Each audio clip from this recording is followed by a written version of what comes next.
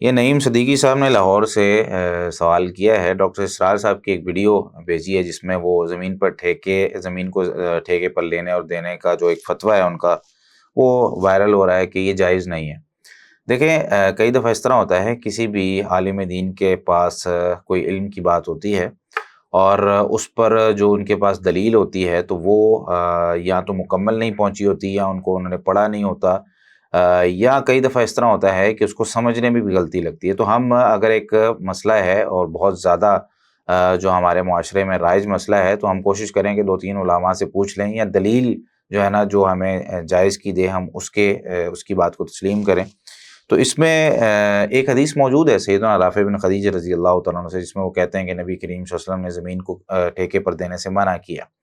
اب جب ہم وجوہات یعنی حدیثوں کو جمع کرتے ہیں نا، محدثین کا کام کیا ہے، جب کسی بھی مسئلے کے حوالے سے کوئی اختلاف پایا جاتا ہے، یا حدیث میں کہیں بھی ہمیں دو طرح کی حدیثیں نظر آ رہی ہوتی ہیں کہ کچھ حدیثوں میں ہے کہ کرو، کچھ حدیثوں میں ہے کہ نہ کرو، تو پھر ہم اس کے الفاظ کو جمع کرتے ہیں، پھر یہ دیکھتے ہیں کہ ان میں سے دونوں میں سے پہلی حدیث کون سی ہے، بعد والی کون سی ہے۔ یہ اگر جو ہے نا پتہ چل جائے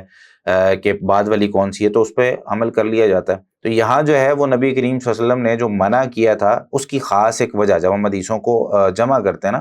تو اس کی خاص وجہ ہمیں پتہ چل جاتی ہے کہ آپ صلی اللہ علیہ وسلم نے منع کیوں کیا تھا۔ منع اس لیے کیا تھا، حدیث میں آتا ہے کہ کیونکہ سیدنا رافع بن خدیج رضی اللہ تعالیٰ عنہ کہتے ہیں کہ ہم جب زمین ٹھیکے پر لیتے تھے، یا کسی کو ہم نے جو ہے نا وہ اپنی زمین دے دی کہ یا تم اس پر کام کرو، تو طریقہ کار یہ ہوتا تھا کہ ہم نا اپنی زمین کو خاص کر لیتے تھے کہ یار یہ والا جو حصہ ہے نا، مثال کے طور پر ایک فصل ہے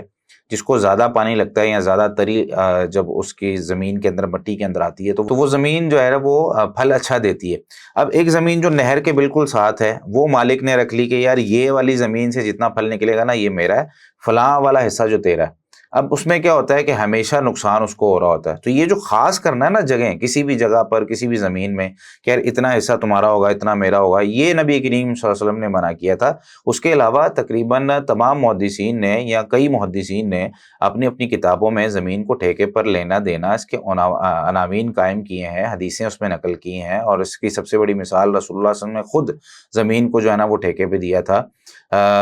یہودی جو تھے خیبر کے، اس میں نبی کریم صلی اللہ علیہ وسلم نے ان کو زمین جو دی، اور اس سے جو ہے نا وہ آپ صلی اللہ علیہ وسلم نے کہا کہ بھئی آدھا اس میں سے جو پھل نکلے گا، آدھا تمہارا آدھا ہمارا۔ تو یہ سب سے بڑی مثال ہے، صحیح بخاری وغیرہ کے اندر، باقی کتابوں کے اندر موجود ہے۔ تو پتہ کیا چلا کہ زمین کو ٹھیکے پر لینا اور دینا جو خاص اس کی شرطیں ہیں اس پر جائز ہے۔ لیکن اگر ہم یہ کہیں کہ بھئی یہ خاص حصہ یہ والا میرا ہے، یہ والا تمہارا ہے، اور زمین میں جو نقصان والا حصہ ہے ہمیشہ اس کو نقصان ہو رہا ہو، تو اس طریقے سے جائز نہیں ہے۔ واللہ تعالیٰ عنہ بالصواب۔